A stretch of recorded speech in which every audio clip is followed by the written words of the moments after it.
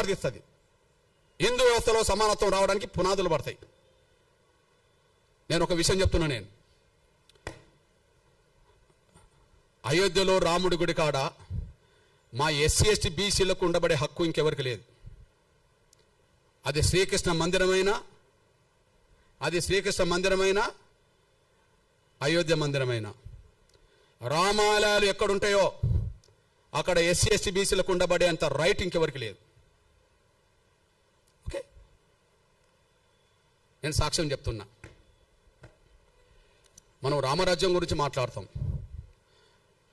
రాముడు పరిపాలించినాకనే రామరాజ్యం కదా, పరిపాలించక ముందు కాదు కదా. రాముడు ఒక రాజుగా, మనం నమ్ముకున్న వాళ్ళకు విశ్వాసం దేవుడు. ఆయన భౌతికంగా వ్యక్తిగా జీవించాడు కాబట్టి ఒక రాజు, క్షత్రియ కులం, క్షత్రియ వంశం. రాముడు ఏ వంశం? క్షత్రియ వంశం, అంతే కదా. రాముడు ఏ వంశం? క్షత్రియ వంశం. ఓకే, నేనంటున్నా జై శ్రీరామ్ అని అందరం అంటాం అనుకో. రాముడి గొప్ప లక్షణాలు ఆయన పరిపాలన ద్వారా తెలిసినాయి కదా ఎక్కువ. రామరాజ్యం అని ఎందుకు అంటున్నాం? రాముడికి తమ్ముడు ఉన్నాడు భరతుడు, రాముడి కంటే ముందు పరిపాలించండు కదా.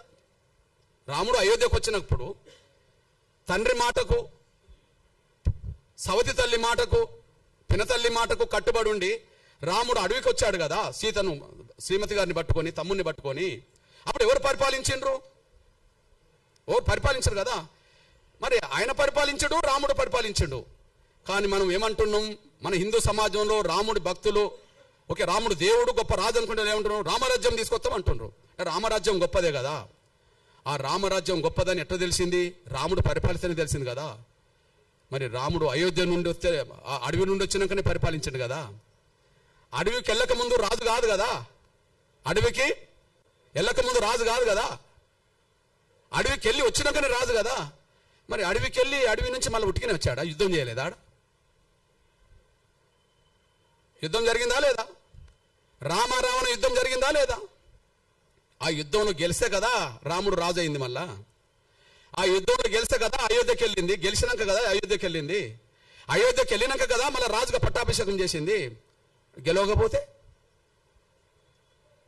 ఓకే, గెలిచిండు. గెలవడానికి యుద్ధం జరిగింది కదా. ఆ యుద్ధం ఎక్కడ జరిగింది? అడవిలో జరిగింది కదా. ప్రధానంగా శ్రీలంకకు దక్షిణాది మధ్యనే జరిగింది కదా.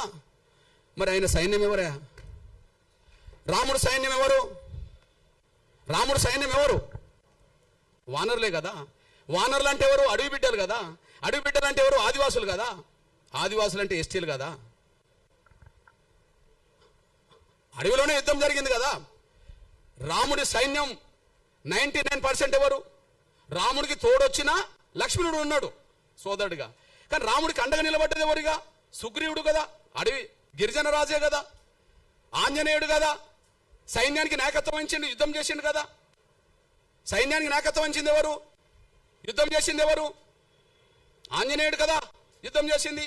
ఆంజనేయుడు ఎవరు? మరి ఆదివాసి కదా. సుగ్రీవుడు ఎవరు? ఆదివాసే కదా. రాముణ్ణి గెలిపియడానికి యుద్ధంలో ప్రధాన పాత్ర పోషించింది ఎవరు? వానర సైన్యం కదా. ఆ వానర సైన్యాన్ని గైడ్ చేసింది ఎవరు? జాంబవంతుడు కదా. ఆ వానర సైన్యాన్ని గైడ్ చేసింది ఎవరు? జాంబవంతుడు కదా. ఇది ఎక్కడి నుండి తీసుకున్నాం? ఇదంతా వాల్మీకి రామాయణమే కదా. ఇది ఎక్కడి నుండి తీసుకున్నాం? వాల్మీకి రామాయణం నుండి తీసుకున్నాం కదా. ఇప్పుడు మన సైన్యాన్ని, దేశ ప్రభుత్వాన్ని గైడ్ చేస్తున్నది ఎవరు చెప్పు? దేశంలో ఒక పెద్ద ఆయన అజిత్ దోవల్, అంతేనా? సైన్యాన్ని, ప్రభుత్వాన్ని గైడ్ చేసేది ఎవరు? అనుభవస్తుడు అజిత్ దోవల్. అజిత్ దోవల్ లాంటి పాత్ర రావణుడి యుద్ధ కాలంలో జాంబవంతుడు చేసిండని చరిత్ర ఉన్నది కదా. రావణ యుద్ధంలో ఆంజనేయుడికి తన శక్తి తెలియదని తెలుసు కదా.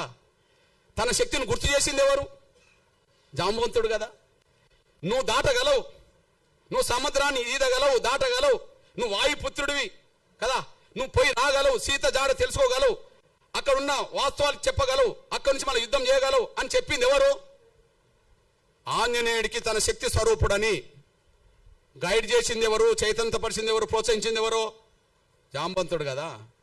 రామ లక్ష్మణులతో పాటు సైన్యం అంతా మూర్చబడ్డప్పుడు, వాళ్ళ దాడిలో, రావణకు సంబంధించిన వాళ్ళ యుద్ధం దాడిలో మూర్చపోయినప్పుడు వాళ్ళని లేపడానికి వాళ్ళ ఆంజనేయుని పంపి ఏం తెప్పించిండు?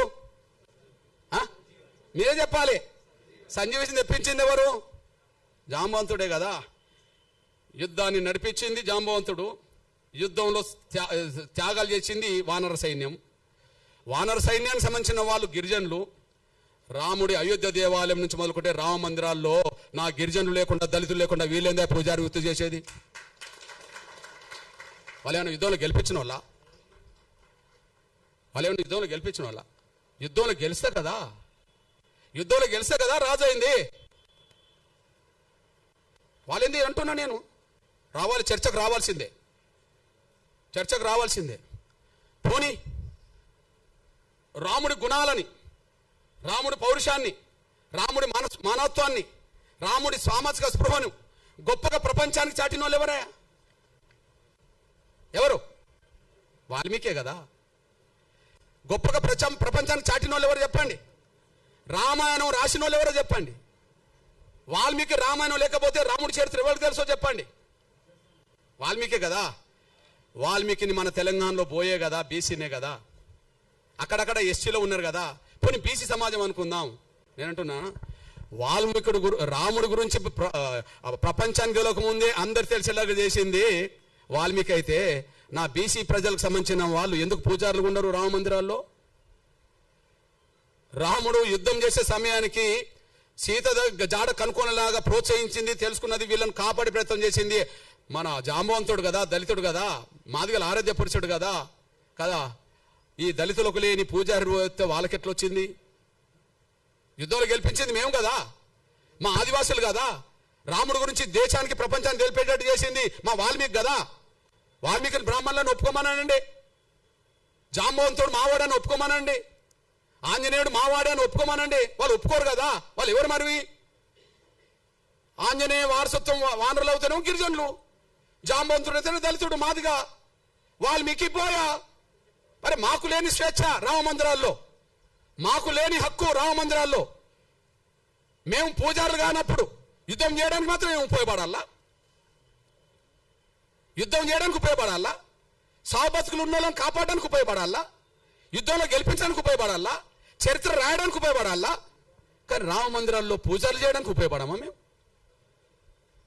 మా దళితుల్లో, గిరిజనుల్లో, బలహీన వర్గాల్లో ఐఏఎస్ ఆఫీసర్లు అవుతాను కదా. ఈ దేశ రాష్ట్ర కేంద్ర ప్రభుత్వ సర్వీసులో ప్రధానంగా బ్యూరోక్రాట్స్ అంటే ఎవరంటారు? ఐఏఎస్ఏ కదా. మరి దళిత గిరిజన వర్గాలకు చదువుకుంటే ఐఏఎస్లు అవుతాను కదా, పూజారులు గారా అంటున్నా నేను. అందువల్ల మీకు విజ్ఞప్తి చేస్తున్నా, రామ అవతారమే తర్వాత కృష్ణ అవతారంగా మారింది. రాముడు కృష్ణుడు వేరు కాదు కదా. రాముడు కాలంలో రాముడు, కృష్ణుడి కాలంలో కృష్ణుడు.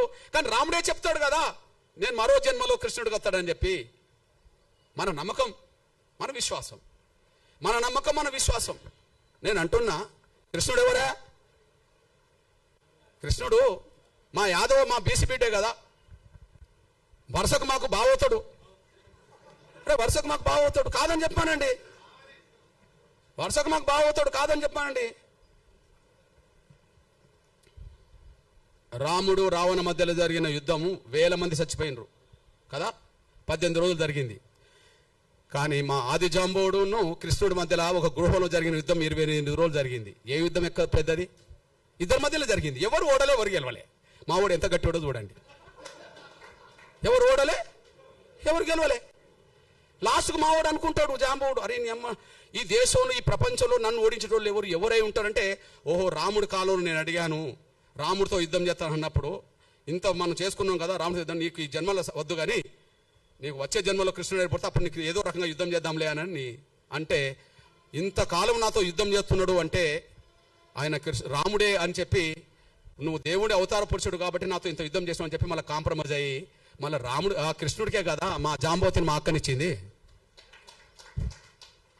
ఈయన ఒక మణిహారం కోసం వెతుకులాట చేస్తూ, ఒక మణిహారం ఉన్నది, ఆ మణిహారం